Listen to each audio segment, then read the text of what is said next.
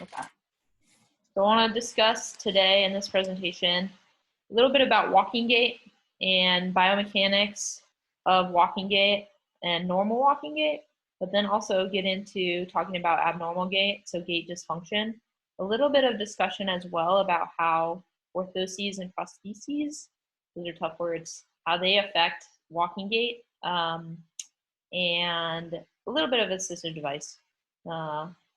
What you might see as far as impairments go and why, because of those particular additions to or assists for an individual's walking gait. So we'll talk briefly about what's normal and then talk about deviations. Okay.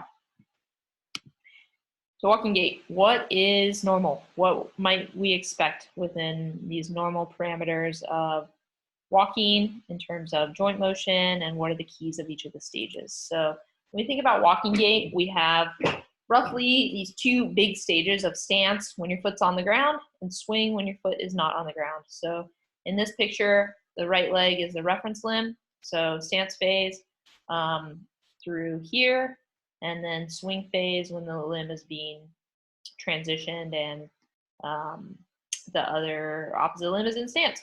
So again, I don't want to discuss every little bit of this breakdown, but I think the main things that I want to go over are going to be based on these three main tasks of gait. So weight acceptance phase, or task rather, single limb support, and then limb advancement.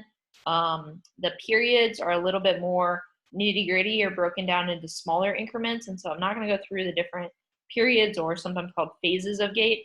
However, if we think about these main tasks of gait, I think that will give us a good framework for starting to discuss what we might see in terms of abnormal gait or dysfunctional gait. And that's when some of the keys in these tasks are being missed, and that can kind of clue you in, and you can start to think, oh, that task, this should happen, and it's not. Why might that be? What muscles are normally active that aren't? What joint ranges of motion are normally achieved that aren't? And where could that restriction be taking place? So that's gonna, I think, help out a little bit. So that's why I want to go through the tasks briefly. So during weight acceptance, this first task of walking gait, keys to this task is, as we see, this individual is starting to take weight and force on that lower extremity. So just come out of swing, and the right leg is going to start accepting weight. So keys to this, and again, I like to go ground up, because I think really as the foot contacts the ground, that can make a lot of things go right or wrong up the chain. Obviously, we can go top down as well, but really in the name of gait, I think starting at the foot and ankle is the most helpful for me, trying to piece through the deviations, and so that's where I'm going to start. So at the foot, we want to see a heel strike, so heel contact first. If we don't, that can be maladaptive. We'll talk through that. At the ankle, as the heel hits, what we have is we have a rapid plantar flexion to try to get foot flat or try to get foot contact on the ground. That rapid plantar flexion is not an active motion, but it's a deceleration motion, and so what's controlling that are your dorsiflexors, and primarily your anterior tibialis muscle is what's controlling that rapid plantar flexion to get the foot on the ground. So that's what's going on at the ankle. At the knee is going to flex a little bit to accept that weight. So I almost think of like a spring, kind of like you want to be cushioning that load instead of landing with a stiff leg or stiff limb. That's going to put a lot of shock through the limb and through the body. So that's potentially one reason why we have this knee flexion. The other reason is we want to get our center of mass over the base of support. And so as the knee flexes, it allows us to kind of transition our body weight over our foot and ankle to propel ourselves forward. And again, that rapid or that control of flexion at the knee is happening not in a concentric way, but in an eccentric way. So we're decelerating that knee flexion. If the knee is just allowed to flex rapidly in an uncontrolled way, what we'll see is a buckling of the limb, but we need to provide some stability. So we need to slow down. We need to control the knee flexion. And what does that is your quadriceps muscle group. So if we don't see that in this phase, our main culprit that we're suspecting is weak or insufficient quadricep control at the knee. At the hip's going to start to extend.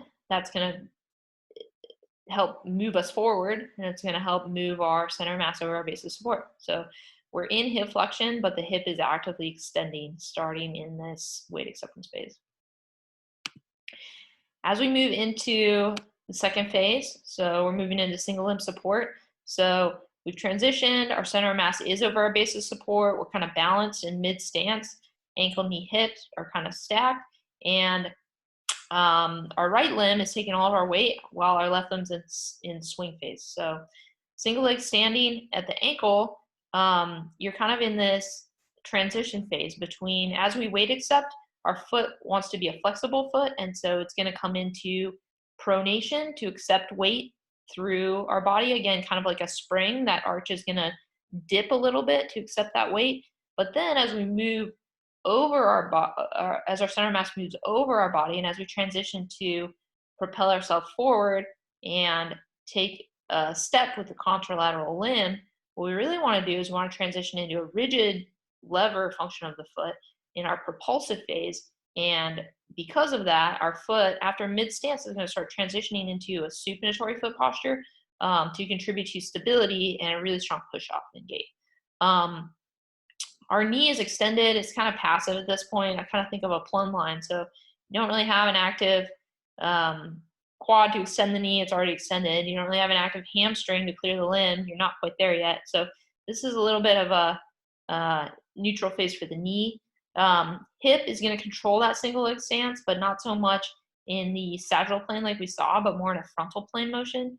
So I know we can't see it really here because we're looking at the wrong view of the individual, but in that single limb standing, the highest demand is going to be on our hip abductors, primarily our gluteus medius, and strong glute med is going to keep that pelvis level. It's going to keep us in that controlled and stable single limb stance.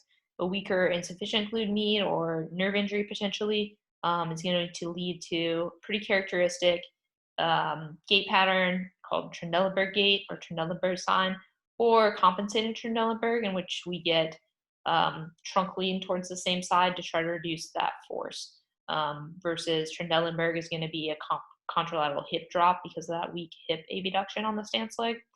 And that's pretty commonly discussed. So I'm sure you guys are familiar with that. Our third task that I want to talk about a little bit as far as norms before we start getting into our deviations is going to be our limb advancement. And this is really swing phase, more or less swing phase. In order to transition that limb from behind us to taking the next step, that limb has to get shorter in order to clear the ground and not hit our foot on the ground. And so demands at the ankle, knee, and hip are going to be to shorten the limb in more or less. That's what we're going for in not so many words. So at the ankle, what we're thinking about is we want to clear the foot in the sagittal plane, but also in the frontal plane. And so we kind of want to come into this neutral dorsiflexion plantar flexion to hold the toes up and keep the toes from catching. And we also want the foot to be neutral. We don't want it to be excessively everted or inverted because that can cause a toe catch or a foot tripping as well. So that neutral position is just clearing the foot. The knee's going to flex as well to clear the foot. But then towards the end of swing phase, that knee's going to extend so that we can get a longer step length or step distance. So the knee's going to extend actively so that we can get a step out in front of us to propel ourselves forward. And then he's also going to extend because that's going to create stability as we start to accept weight onto that limb. The hip's going to flex to clear the foot.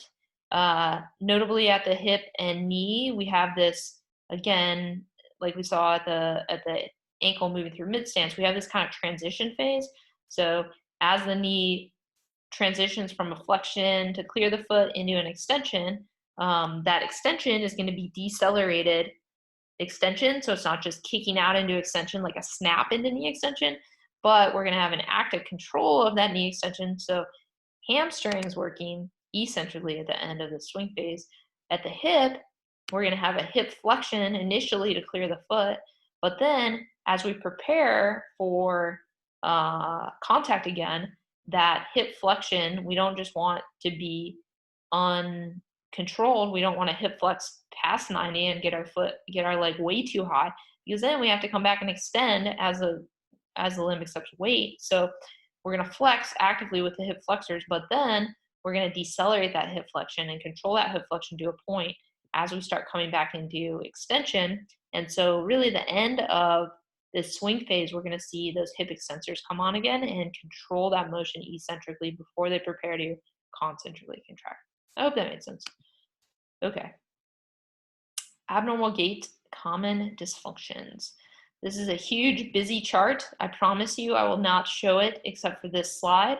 The reason I wanted to put it here is because this is one potential way to break down the phases of gait, tasks of gait, weight acceptance, single limb support, swing limb advancement, all of the phases underneath those, and all of the time points in which you should see each of these joint moments at the trunk, pelvis, hip, knee, ankle, toes. So it's really complex. It's really nitty gritty. This comes from Ranchos Los Amigos. And it's a really nice way if you are trying to just be super nuanced and detailed about breaking down somebody's gait. If you have them filmed, you can go frame by frame. And that's one thing that you can do. I'm not going to go through that because I think it's too detailed, but I want to hit the high points of gait dysfunction, which could fall under this chart, but maybe not within one box. I want to talk about kind of the broad sections of this chart instead of like each little box. So that does exist. You can break down gait to a very detailed way. We want to talk about these kind of gross dysfunctions that we might see. So I'm going to try this out. So what I did was I filmed some videos, and these are going to be not going to give you the answers, but I want to look at these videos and give you a second to maybe write down what you see in terms of gait dysfunction. Then we're going to talk through dysfunctions, and then we're going to come back to those and go ahead and see what you guys did for pointing these out. So let's see if this works.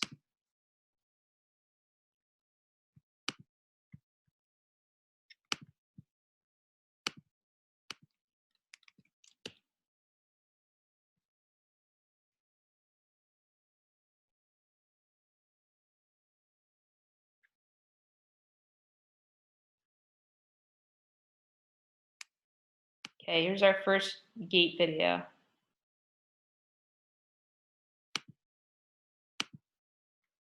I don't think full screen is going to work.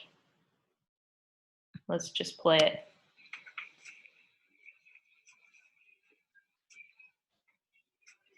Okay, so that's number one.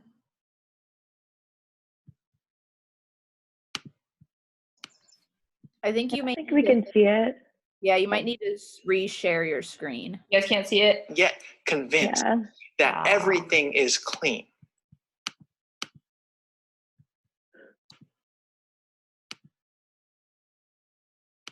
Okay, let's try this again. So this is actually number two, but I'll come back to number one, I promise. This is number two. Can you guys see that?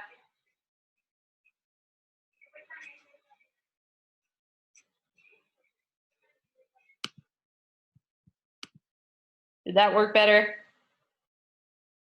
Yeah, were you wanting yeah, us? we could see Yeah, that. Yeah. we can see that. I forgot. Did you want us to identify the impairment or why or both? Yeah, try to check out both. Try to ID the Okay, impairment, cool. write that down, and then start thinking about why, and we'll talk through why. Let me show you one.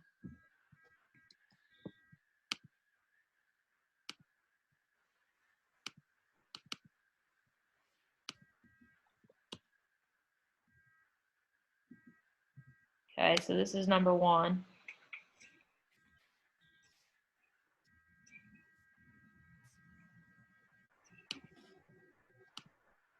We did two.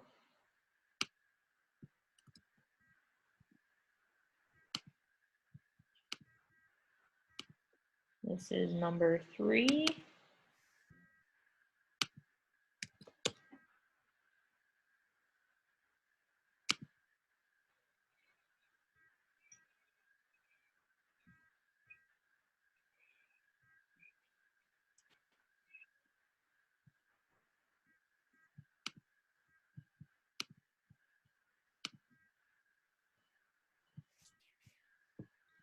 My name is Natasha Pearson.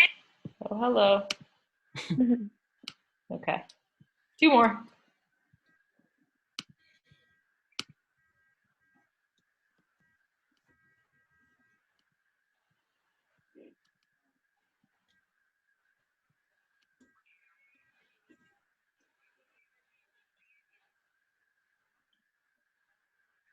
That's 4.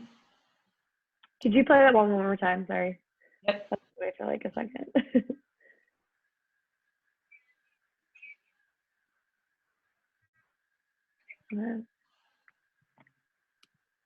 Okay, and the last one.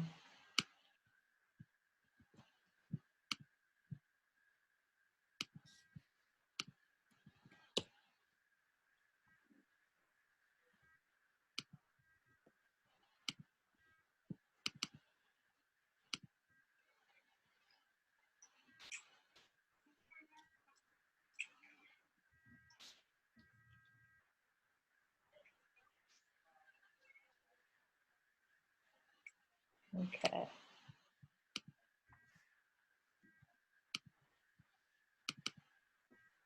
All right, so hopefully that got the gait analysis juices flowing a little bit. Kind of fun to break up the talking with a little bit of video. And hopefully my acting wasn't too terrible. You guys get the gist of that. So let's talk about gait deviations at the different joints. We'll come back to those videos and talk through what I was going for on those. But if we kind of take this, I know I went bottom up with the foot with normal gait, but let's go top down, coming back into it. And the reason I want to do that is because I think once we mention some of these dysfunctions above, we'll see how the foot and ankle plays into these versus starting off with the foot and ankle, we're talking about something we haven't gotten to yet. So hopefully that makes sense. So with Trendelenburg and compensated Trendelenburg, this is going to be, we're going to see those in our single limb support task. And we talked a little bit about this. So contralateral hip drop in stance phase is going to be Trendelenburg. So weak hip abductors are going to contribute to that, where the pelvis is going to lean or tilt towards the opposite side because you have the weakness in those hip muscles. Compensated Trendelenburg is just the idea that you're leaning to try to adjust for that and try to reduce demand on those muscles. An extensor lurch, this is commonly described in an individual who has, weak hip extensor muscles. And what it is they're going to lean back to try to propel that limb forward during the swing phase and to try to reduce the demand on those hip extensors. So this is kind of a funny pattern where the trunk is going to lean back to try to load or launch that hip forward and reduce the demand on the hip extensors. So as the trunk kind of teeter-totters forward and then, leans back to swing the leg forward, but then teeter-totters to kind of extend the body or bring the center of mass over the base of support. That's what we see is this extensor lurch type pattern is how it's described. Hip circumduction is another deviation that we see at the hip and pelvis where the limb is, instead of being cleared by hip flexion, knee flexion, ankle dorsiflexion that we talked about in normal gait, there's kind of this circular motion where the hips swung around. This could be due to a longer limb on that side. It could be due to pain or an insufficient knee flexion. So in order to clear the limb, it has to go out to the side instead of bending at the knee. Or it could be just a knee that's locked in an extension brace. How do you get it through? Well, you either have to do something kind of funky at the hip and hip hike or laterally trunk flex, or you have to swing that leg out to the side. Forward trunk lean at initial contact. This could be a deviation that's seen at the pelvis or trunk, but oftentimes due to a weakness at the quad. So leaning forward with the trunk is going to reduce the force that quad needs to decelerate as it comes into knee flexion or controlled knee flexion. So it's going to reduce the moment arm basically, or the lever. As the trunk is really far back, that knee is going to move into flexion rapidly because of the force of gravity or the contact force on the ground. As the trunk is closer over that hip and knee, the quad's not going to have to work as hard to control that knee flexion. And so you'll see this lean in somebody with weak quads or insufficient quad control. Or it could just be because they're they don't have good hip extension. So their hip flexion contraction is going to pull them forward. Dysfunction of the knees, we'll see, is an extension thrust. So this is pretty common. And this is going to be where that knee is thrust into a position of hyperextension. So this could be due to something, a dysfunction at the ankle, which we'll commonly see if somebody's stuck in plantar flexion, they'll hyperextend or they'll extension thrust because they're trying to get that foot on the ground. They're trying to get that foot flat. And so how are they going to do that? Well, the limb is functionally longer in plantar flexion because the toes are pointed. In order to get that foot down, they have to somehow try to shorten the limb. And one way of doing that is to move the knee instead of being straight up and down, as we'd like to see in that single limb phase or the weight acceptance phase. What they're going to do is they're going to rapidly get that knee behind the base of support, try to move through that phase as quickly as they can because of that plantar flex foot. The other reason we could see this is because of weak quadriceps or quad spasticity, where the knee is not allowed to move into a controlled flexion because they don't have control of that motion. Or if they did allow some of the flexion, their leg would buckle. So they avoid that altogether and they just move into a hyperextension. Another thing that we can see is reduced knee extension in stance. So the knee kind of stays flexed. So we know that we want it to move into a little bit of flexion to decelerate that load, kind of like the spring function. But if we don't move into extension, then that leg's going to stay abnormally shortened in our single limb stance task, and we're not going to be able to clear the opposite limb. So why might this be? Well, probably due to a knee flexion contracture, inability to extend the knee. This could be in CP, and sometimes we'll see this in the context of what's called a crouched gait. So I have pictures of that later on. Other thing we could see is knee valgus, excessive knee valgus. This would be in our single limb support phase where that knee kind of collapses into valgus. So likely due to something going on at the foot or hip. Sometimes we'll say that the knee is a slave to the foot and ankle, knee is a slave to the ankle and hip, because the knee is really stuck between those two joints. So everything that happens to the hip and ankle affect the knee. If you have weak hip abductors, that femur is going to adduct, and that can create this knee valgus moment. We also may see foot drop. This is where we don't get a neutral foot into dorsiflexion in inversion eversion. So this could be either weakness or neural insufficiency of that anterior compartment. So weak tib anterior or deep peroneal nerve insufficiency. Increased toe out, oftentimes due to decreased dorsiflexion range of motion at the ankle. So somebody's going to compensate by toeing out and kind of coming through and over the arch of their foot instead of straight over the foot. If somebody is missing heel strike, it's likely due to something going on at either they have pain in the heel, or it could be spastic or over tight calf muscles so that they're contacting within that plantar flexion.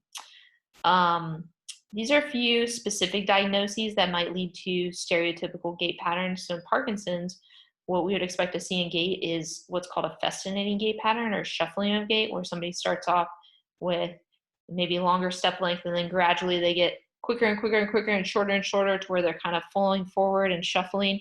And that's stereotypical festinating gait. Or they could have freezing of gait as well. This is common during transitions, for example, a threshold or change in texture or transitioning from carpet to hardwood floors. This individual might freeze because of the neuronal damage and disease processes that are going on. So that akinesia, bradykinesia, dysfunction of basal ganglia that we see in Parkinson's.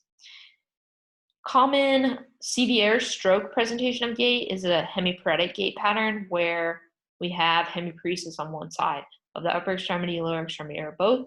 But stereotypically in the lower extremity, that limb is going to be kind of held in extension and kind of because of the paresis or the weakness, they may have a hyperextension thrust at the knee because of quadriceps weakness.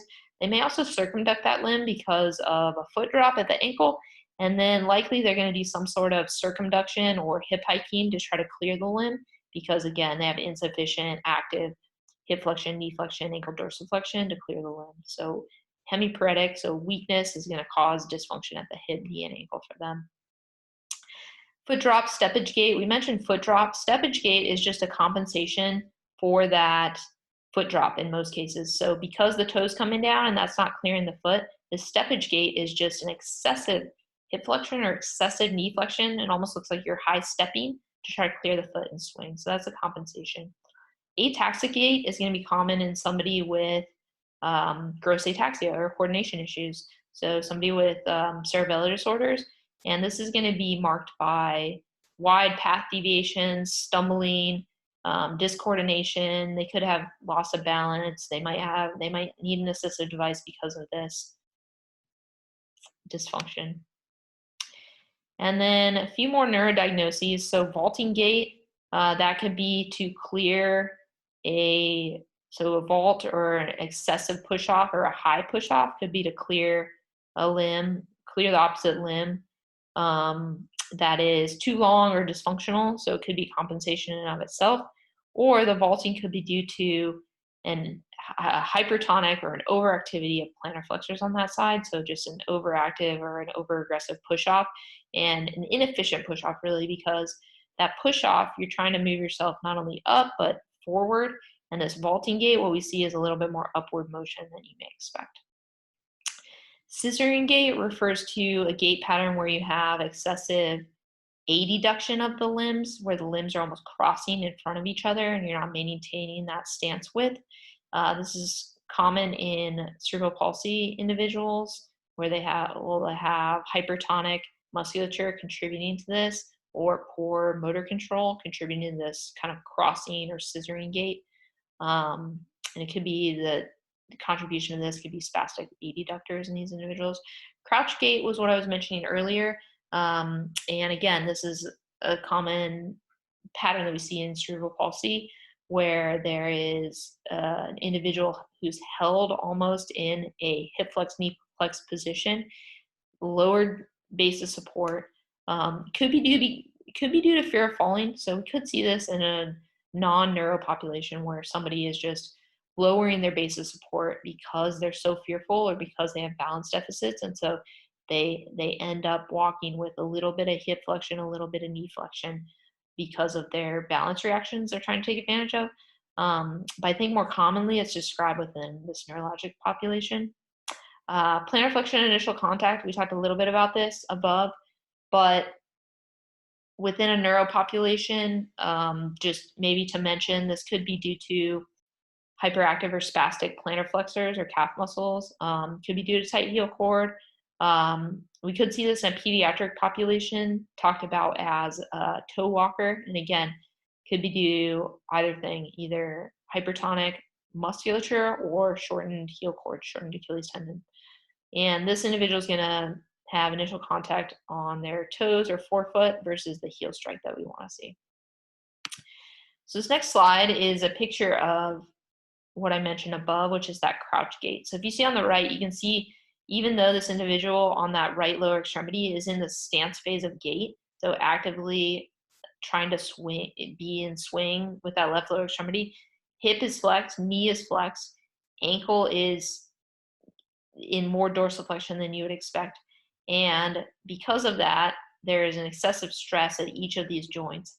And it is not an efficient gait pattern, and it's definitely a pattern that we don't want to see, but is evident in these individuals. The other thing I want to point out is what's going on at the foot and ankle. And so you can see this arch collapse of this right foot, excessive calcaneal eversion, which we describe as valgus. So I always think about varus and valgus at the knee. It makes sense to me, so I always come back to that. So if the knee's caving in, we call that valgus. Same thing at the foot and ankle. If that ankle's caving in, the arch is collapsing, we call that valgus. So, but instead of the knee that we're referencing, we're just referencing the calcaneal position. So instead of the tibial position or femur actually in the upper limb, we sometimes we're referencing the calcaneal position. So excessive calcaneal eversion is synonymous with valgus, or rear foot valgus or a hind foot valgus. The opposite would be your varus presentation or deformity, where again, I want to mention at the knee, if that knee's bowing out, then we call it varus. Same thing, if we see this bowed out position or excessive supination, we're going to call that varus at the hind foot. But in this individual, we see a pretty pronounced valgus, rear foot valgus, or overpronation, where that arch is just really collapsing. So I want you to think about what foot orthosis could we use to correct this alignment at the rear foot. So what would what would we use? Where would we put it? Would we put it here? Would we put it there? Medial foot or lateral? And what will we call it? All right. Quick slide on orthopedic diagnoses. So this is a little bit harder. We're going to see a lot of neurodiagnoses. Some of the ortho diagnoses were within the different joint breakdowns. And so I won't go over those again, but I wanted to at least list them. For example, circumduction to clear a limb. You could have a leg length discrepancy. I think I mentioned that above for cause of circumduction.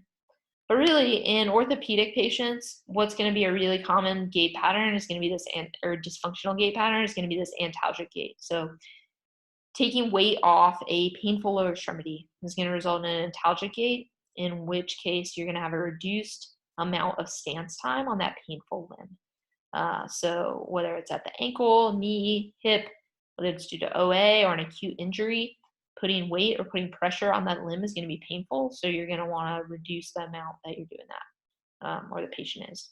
So what we're going to see is kind of a limping or an antalgic gait. Plantar flexion at initial contact of mention. This could be because of heel pain or rear foot pain. So somebody could be walking on their toes because of a plantar fasciopathy, because they have significant heel pain.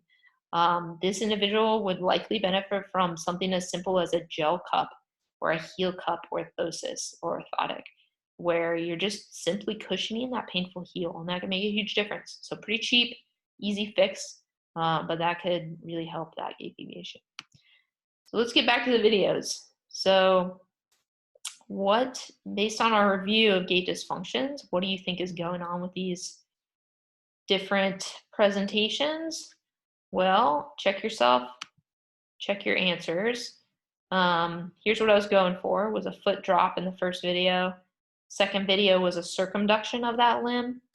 Third video, if you saw, I was held in excessive plantar flexion at the ankle, and that was causing a knee hyperextension or an extension thrust at the knee. The fourth video was an extensor lurch. So that extensor lurch, sometimes called glute max lurch or insufficiency. And then the fifth, walking with a walker, was just that antalgic gait. So painful low extremity, taking weight off of it. The limb was also held in a little bit of excess knee flexion, excess external rotation. So those could be things of note, but overall is antalgic. So many different terms to describe these gait abnormalities and dysfunction. So what I went over prior was not completely comprehensive, but I tried to hit the highlights. This is another chart for your reference, and you can check out this article at the end if you want to dig into a few that we didn't talk about. So dystonic gait, chorea, some of these different dysfunctions. If you're interested in those, I would reference that article. But I do want to get to a little bit of orthoses and prostheses. So what I'm thinking about with these orthoses and their corrections of gait or their effects on gait is, what are they trying to correct? Whether it's a deformity or alignment issue, a movement pattern issue, or a muscle issue, whether weakness or hypertonicity, that's going to help give you a sense for where you're going to place it and what you're going to expect to see. So for AFOs, for ankle foot orthoses, some of the most common are a dorsiflexion assist. This is going to be a correction for foot drop, where the individual's kind of basically splinted in a dorsiflexion neutral position or restricted from plantar flexing so that they can clear their foot. An AFO with an anterior stop is going to actually be a dorsiflexion stop, or it's going to restrict dorsiflexion a little bit. So this could be because somebody's landing and they're moving into dorsiflexion, and that's going to buckle their knee. So as we saw earlier, the position of the ankle has a huge, huge effect on position of the knee. So remember, if somebody lands in excessive plantar flexion, what's that going to do to their knee? Well, it's going to make them hyperextend to try to shorten the limb and get over the limb. If somebody has an excessive amount of dorsiflexion, they still need to get their foot flat on the ground. That's going to have the opposite effect. So in order to get my foot flat, if I'm in a ton of dorsiflexion, I'm going to have to actively shorten my limb. My limb's too long, or it doesn't have the ability to contact with foot flat. So in order to get my foot all the way flat, I'm going to bend my knee so that my foot can be flat so that I can be stable more quickly.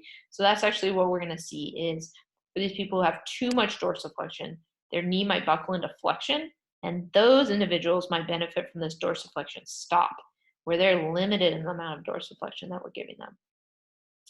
That is going to be contrary to the individual with the plantar flexion stop. So the plantar flexion stop is going to be similar to this person who needs a little bit of dorsiflexion assist, which I know is confusing, but suffice it to say that if they have too much plantar flexion, we come back to the condition that I want to emphasize, because I think it makes a lot of sense. If they're in excessive plantar flexion, have to get their foot flat, have to come into knee hyperextension. So if we stop the amount of plantar flexion that they are allowed to come into, then we could actually improve this knee hyperextension moment.